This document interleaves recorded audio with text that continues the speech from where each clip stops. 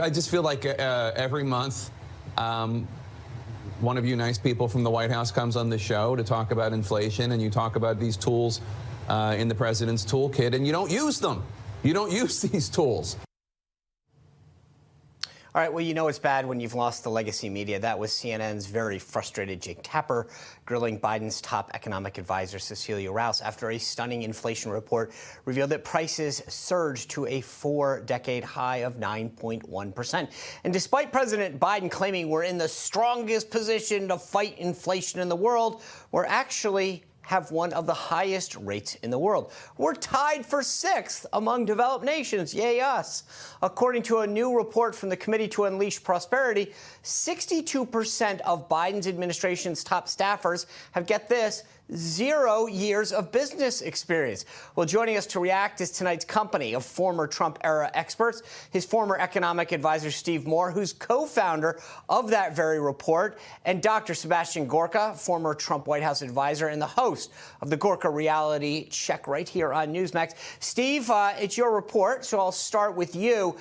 Here's the thing that I think is interesting. When you contrast the two administrations, like think about it just off the top. You had Gary Cohn, Wilbur Ross, you, Linda McMahon, and I can't, off the top of my head, and I'm not trying to slight them, I just don't know him as well, but I can't think of like any big business people on their end. Do you think that staffing matters? You know, when this report came out, somebody gave me a good line saying, you know, the left really believes in diversity, except when it comes to having people from business. That's not part of their diversity requirement. This is pretty appalling when more than half of the people, and by the way, these aren't just staff, these are top level people in the cabinet, in the White House, in the agencies that are regulating businesses. And we didn't look at people, you know, in defense or social program areas. We looked at people who deal with finance, the economy, and commerce. And most of them have no bit, not, by the way, we're not saying that they didn't start a business. We're saying they didn't even work for a business. So these are the kind of people you wouldn't even hire necessarily to run a lemonade stand. And I think it explains a lot about why we're in the economic ditch we're in right now. And one other quick point, you know, it's not that they forgot to add business people. They don't want business people. They don't like business. Right? They don't like business, so they don't want people who represent business. And it shows. And I think it's, if I were to give one piece of advice to Joe Biden, he'll never take my advice. I say, get somebody, get a Fred Smith or somebody in this White House who knows something about how to run something, because there's nobody there now. That's right.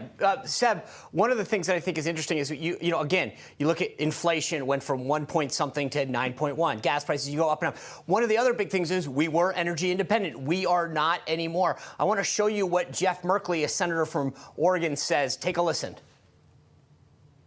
We may hear something today about the high gas prices and the need for more drilling. So I just wanted to share a few comments about that. It's like a heroin addict saying that the solution to heroin addiction is more heroin. I don't even know what to make of that. I mean, this goes back, I mean, Steve's talking about experience. This just goes back to bad policy. Yeah, but it's bad policy by design. There's no accident here. But first, may I please recognize Jake Tapper. We must give him the Broken Clock Award. Even a broken clock is twice right per day. He did a bit of random journalism there. CNN talking about the fact that they don't know what they're doing in the White House. So congratulations, Jake Tapper. Look, the fact is, this is a deliberate anti-business, anti-free market policy. When you leave the inauguration stage, not far from this studio, you go to the White House on January the 20th, and you cancel the XL Keystone Pipeline that very day, when you put a suspension on all new drilling on federal lands. And then what happens a year and a half later? You have to beg and scrape to the Kingdom of Saudi Arabia and Venezuela. Please, please, please give us some cheap oil. That is a deliberate decision. And I've got one question for all the amazing environmentalists, Pete Buttigieg and everybody else. Why is it okay for the Earth? Because I think it's one planet, if I'm correct. Why is it bad to drill for oil in America, but it's okay to drill for oil in Saudi Arabia? I need some help with that, Sean. That's an interesting question.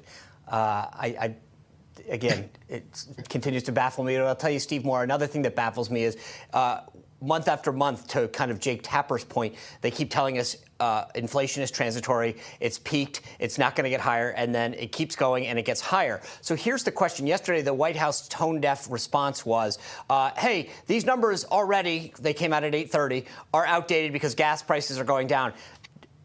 Do you think it might actually go higher than 9.1, Steve Moore?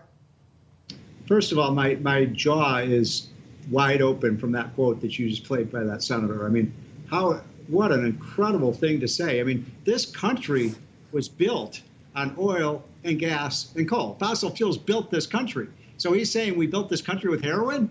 You know, look. Who does he think it is, Hunter Biden? I mean, really, that is an incredible thing to say. And it shows that this is intentional, right? They don't want us using this stuff. So stop pretending like you don't like high gas prices. They love high gas prices. Now, look, where's inflation headed? We had a terrible producer price index number that came out this morning. And I had kind of hoped that maybe, the consumer prices had peaked because we did see a reduction in gas prices over the last, 20 days or so. But I'm not seeing it right now. I'm not seeing the prices come down. And what these new reports are showing, Sean, is that like a cancer cell, the inflation is hit now like every aspect of production. And it's not just oil and gas that's rising in price, everything is. And so They don't have any anti-inflation strategy. So I think we're going to see many, many, many more months of high inflation. Hey, Seb, I got 30 seconds left. I know you were joking about CNN, but I feel like this morning when I was going around some of the morning shows, they at least were covering inflation. I don't think they were blaming Biden, though. Well, of course not, but they're desperate. I mean, if you look at the news reports of, what's his face, Mr. Potato Head is going to lose his job imminently. CNN Plus tanked after spending, $200 million. So CNN is in big, big trouble. They're trying to save their skins. But at the end of the day, they are the legacy-lying media. And let me just repeat what you said. When we were in the White House, you and I, Sean, it was 1.4% inflation. 1.4%. It is now 9.1%. And if you look at the price of gas, it's more like 100%. That's why elections have consequences. I think the best line yesterday was Kevin McCarthy's. It's like you're making a car payment on a car you don't have. Steve Moore, Seb Gorka, thank you both very much. Thanks, Sean.